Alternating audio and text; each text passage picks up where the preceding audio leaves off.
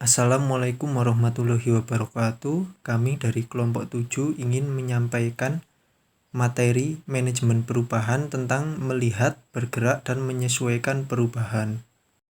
Sebelum membahas materi, perkenalkan anggota kelompok kami terdiri dari yang pertama ada Muhammad Abdul Rozak NPM 0157, yang kedua ada Dwi Asmoro NPM 0155, yang ketiga ada Realita NPM 0164, dan yang terakhir saya sendiri Fatoni Cahya NPM 0182. Mengajak melihat. Untuk menghasilkan perubahan, pertama-tama dibutuhkan kemampuan untuk melihat. Seeing is believing, melihatnya maka saya percaya.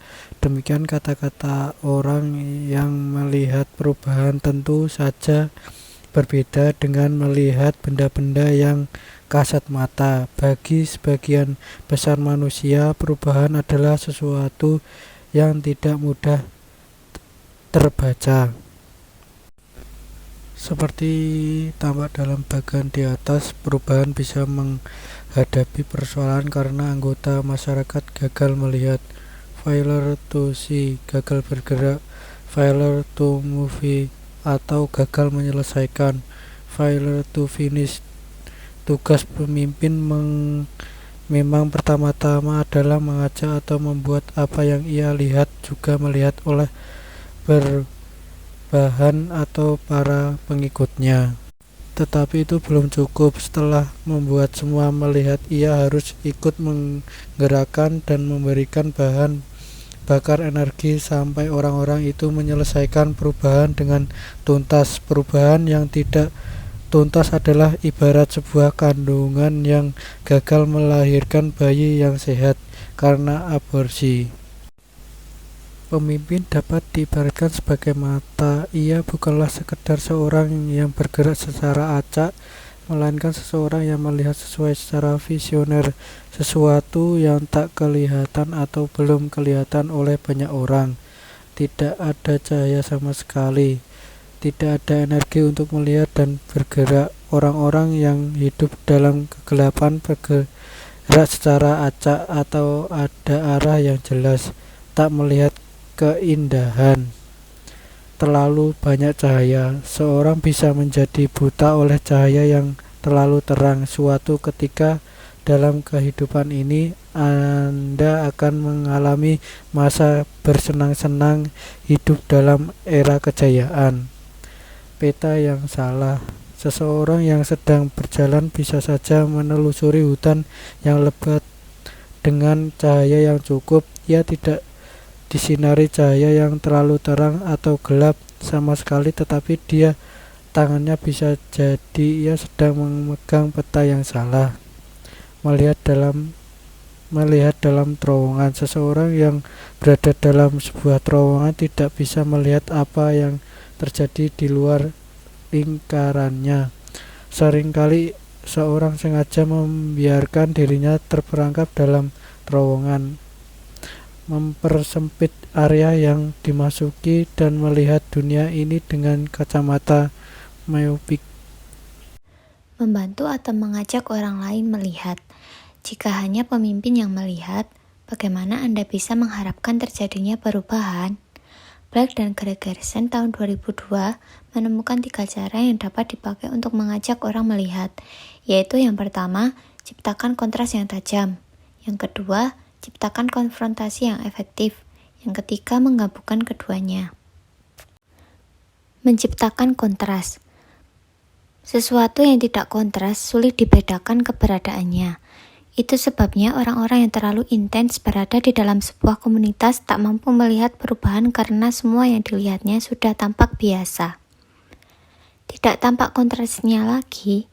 Perubahan justru diciptakan oleh orang-orang yang sering berpergian dan bergaul dengan pihak-pihak di luar. Dengan sering melihat keluar, seseorang akan dengan segera menyadari adanya gap antara apa yang telah dicapai oleh komunitasnya dengan apa yang telah dicapai komunitas lain. Beberapa cara untuk menunjukkan kontras. Yang pertama ialah fokus.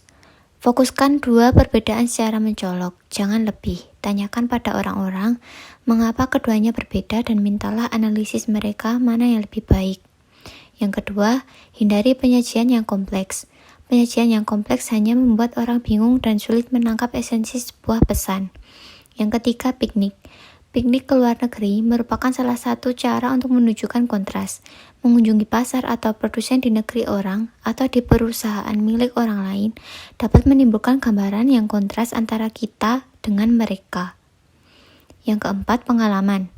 Bawa orang-orang Anda untuk mengalami sendiri sesuatu yang berbeda di tempat lain, atau bawa orang-orang baru dari dunia lain untuk melakukan sesuatu di tempat Anda. Yang kelima, Pareto. Dalam bisnis berlaku hukum Pareto 80/20. Fokuskan pada perubahan 20% yang memberikan kontribusi terbesar 80%. Carilah penyebab kerugian terbesar atau pemberi kesempatan terbesar yang biayanya tidak terlalu besar. Dengan menunjukkan satu atau dua penyebab, Anda bisa memperbaiki sesuatu secara bertahap. Ada kalanya sesuatu yang kontras di mata Anda belum tentu dilihat dengan kontras oleh mata para pengikut atau karyawan Anda. Memperlihatkan suatu kontras memerlukan suatu seni tersendiri. Yang selanjutnya adalah konfrontasi. Untuk membukakan mata seseorang terhadap perubahan, maka menunjukkan kontras saja tidak cukup. Seseorang ada kalanya perlu dikonfrontasikan atau dihadapkan secara berulang-ulang terhadap suatu masalah. Memberikan informasi sesekali saja atau datang sekelebat akan memberikan hasil yang sangat berbeda dengan penyajian yang intensif, dialogis atau interaktif, dan berulang-ulang. Semakin banyak waktu yang Anda berikan dan semakin sering, maka akan menimbulkan efek peningkatan rasa suka dan lebih dekat. Selanjutnya, konfrontasi atau komunikasi yang intensif akan menimbulkan efek bersahabat karena ada rasa kedekatan. Waktu berinteraksi yang lebih sering memberikan dampak kepedulian dan rasa percaya. Penerimaan yang didasari rasa percaya akan mendorong orang untuk lebih memahami. Gabungan kontras dan konfrontasi. Bagan 5.2. Sesuatu yang tidak kontras atau kontras rendah yang perubahannya tidak kasat mata yang terjadi sekelebat atau konfrontasi rendah sering dianggap sebagai sesuatu yang tidak penting. Oleh karena itu, di sini disebut sebagai tong sampah. Namun, sesuatu yang sangat kontras atau kontras tinggi, kalau hanya datang sekelebat atau konfrontasi rendah, hanya akan menimbulkan keterkejutan sesaat. Kita menyebutnya parade, karena dalam sebuah pawai atau karnaval, sebuah parade bisa sangat mencengangkan. Namun, ia segera pergi digantikan oleh parade berikutnya. Demikian pula bila sesuatu yang tampak berulang-ulang, konfrontasi tinggi, namun tidak kontras atau kontras rendah, ia akan tampak seperti barang-barang tua atau sepatu lama yang Anda taruh di sudut ruangan. Ia ada di sana sepanjang hari. Anda selalu melihatnya, namun Anda merasakan kehadirannya biasa saja. Itulah sebabnya ia dianggap tidak membukakan mata.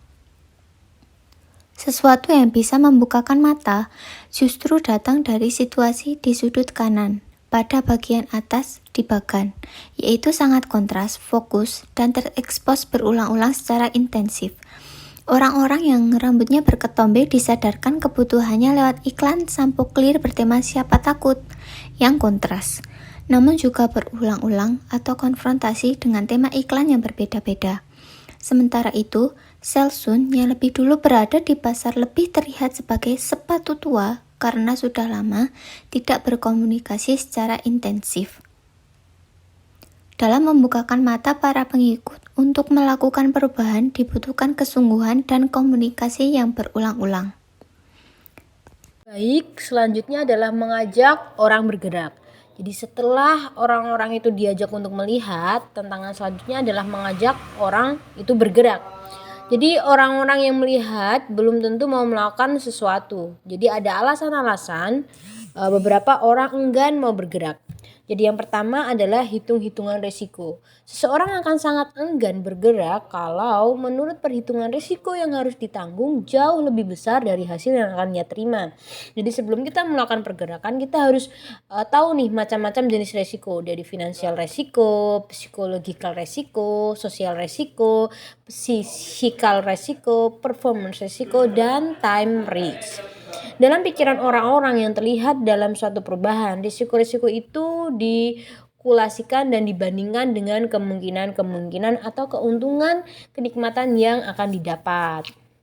Nah, selanjutnya ada tidak adanya kejelasan. Sesuatu menjadi tidak jelas kalau tidak fokus, informasi tidak lengkap, prosesnya tidak jelas, dan sebagainya. Jadi, harap diingat, dalam setiap perubahan dibutuhkan suatu energi pendorong yang cukup untuk mempertahankan momentum. Ketika perubahan mengajak seseorang bergerak ke atas, selalu saja ada daya gravitasi yang menarik ke bawah. Jadi tugas kita adalah memberikan energi tersebut agar daya tarik selalu ke atas. Nah, yang ketiga ini tidak ada dukungan. Perubahan memerlukan kerjasama tim yang sering kita sebut sebagai change agent. Jadi change agent harus bertindak bak sebuah tim sukses yang terus merangsang dukungan. Mereka harus memotret masalah, mengajak orang-orang lain, melihat dan memotivasi mereka agar terus bergerak. Dan kemudian yang keempat, blueprint strategi. Perubahan memerlukan 3 hal. Pertama adalah tujuan atau sasaran yang jelas. Yang kedua, alat atau dukungan sumber daya yang memadai. Dan yang ketiga adalah imbalan yang memadai untuk insentif. Blueprint strategi merumuskan semua keperluan itu yang didasari oleh suatu analisis yang matang tentang mengapa kita harus ke sana. Alat-alat apa saja yang tersedia, serta kemungkinan-kemungkinan masalah yang harus dihadapi dan bagaimana mengatasinya. Nah, materi selanjutnya adalah mengajak orang menyelesaikan perubahan. Jadi seseorang yang melihat belum tentu akan bergerak, dan mereka yang bergerak belum tentu memiliki presensi dan daya juang yang cukup untuk menyelesaikan sampai selesai perubahan tersebut.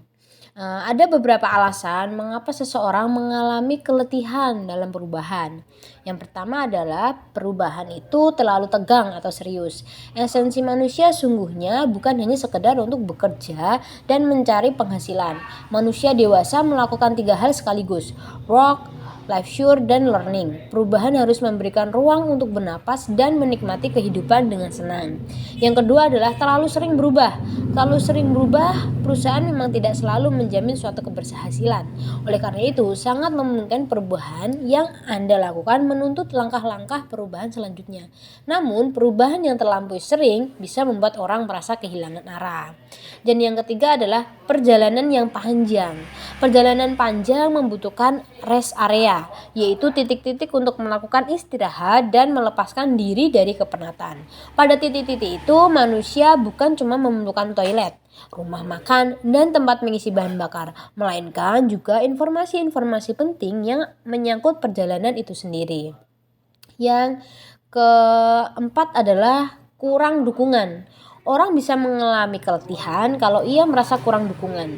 Tekanan-tekanan yang terlalu kuat yang tidak didukung oleh mayoritas pekerja akan membuat seseorang gelisah dan letih. Dukungan memberikan kehangatan dan meningkatkan semangat bekerja. Dukungan dari rekan-rekan kerja dan atasan akan sangat membantu seseorang mengatasi tekanan-tekanan yang mereka terima. Dan yang terakhir adalah rutinitas. Rutinitas bisa membuat orang cepat bosan dan merasa letih. Maka hindarilah ucapan-ucapan, pemberian imbalan-imbalan, cara kerja atau komunikasi apa saja yang terlalu rutin. Manusia membutuhkan surprise yang bisa mengangkat adrenalin mereka dan merasakan sentuhan-sentuhan emosi kehidupan. Yang selanjutnya ada Martin Luther King yang menyelesaikan perubahannya. Martin Luther King lahir pada tanggal 15 Januari 1929 dan wafat pada 4 April tahun 1968. Beliau merupakan pendeta baptis dan aktivis Amerika Serikat yang menjadi juru bicara dan pemimpin gerakan hak sipil pada tahun 1954 sampai dengan 1968. Melakukan suatu perubahan sungguh sangat beresiko. Anda akan berhadapan dengan kelompok-kelompok yang anti perubahan, yang bukan cuma terusik kenyamanannya, tetapi juga terganggu harga dirinya. Mereka akan melakukan segala cara untuk menggagalkan suatu perubahan yang tidak mereka sukai. Bahkan mereka tidak segan untuk membunuhnya. Lalu, bagaimana King menghadapi semua itu dan menyelesaikan gagasan-gagasan perubahannya berupa penghapusan segregasi, diskriminasi rasial, dan pemulihan hak-hak sipil warganya. King sudah memulai dan menyelesaikannya. Pada dasarnya, perubahan tidak dapat diciptakan kalau tidak mendapatkan dukungan. Dan King sadar betul dalam aksi perubahannya ada daya gravitasi yang sangat kuat untuk menariknya ke bawah. Namun untungnya, King mendapatkan banyak dukungan dari berbagai pihak, karena King dianggap sebagai tokoh nasional yang penting. Maka hampir di setiap masalah diskriminasi, di sana selalu ada fotonya. Ia bahkan tak letih untuk membantu dan menemui korban-korban pada saat itu. Dalam proses melakukan perubahan, King melakukan kerjasama dengan berbagai pihak untuk mencari dukungan. Salah satunya dengan John F. Kennedy yang pada saat itu sedang berkampanye untuk menjabat sebagai presiden. Setelah itu, pada tanggal 28 Agustus, King meminta untuk menyampaikan pidato yang berjudul I Have a Dream di depan ribuan orang di Washington. Dan pidato itu dikenal sebagai pidato yang paling indah dan mengesankan dalam sejarah perubahan dunia. Namun, hanya selang 18 hari setelah pidato tersebut, gerakan pemberontak semakin menggila. Sebuah bom diledakkan di gereja di Birmingham yang menewaskan 4 anak gadis. Tersangkanya adalah seorang kulit putih, dan mirisnya dia ditahan sebentar dan kemudian dilepaskan lagi. Berita ini sungguh menyakitkan dan menyulut amarah. Namun berkali-kali King tampil menenangkan dan mendoakan mereka.